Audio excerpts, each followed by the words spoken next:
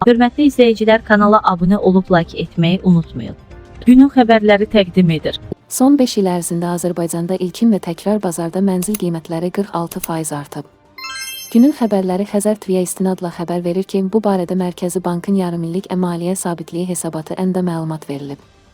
Mövzu ilə bağlı danışan əmlak eksperti Elnur Fərzəliyev bildirib ki, əmlak bazarında mütəmadi qiymət artımları müşahidə olunur. Həm ilkin, həm də təkrar bazarda mənzil qiymətləri yüksəlməkdə davam edir. Ekspertin sözlərinə görə 2020-ci ildən etibarən ipoteka kreditlərinin həcmi artsa da, 2023-cü ildən bu artım tempində müəyyən azalma qeydə alınıb. Elnur Fərzəliyev bu azalmanı həm tələb, həm də təklif amilləri ilə əlaqələndirib.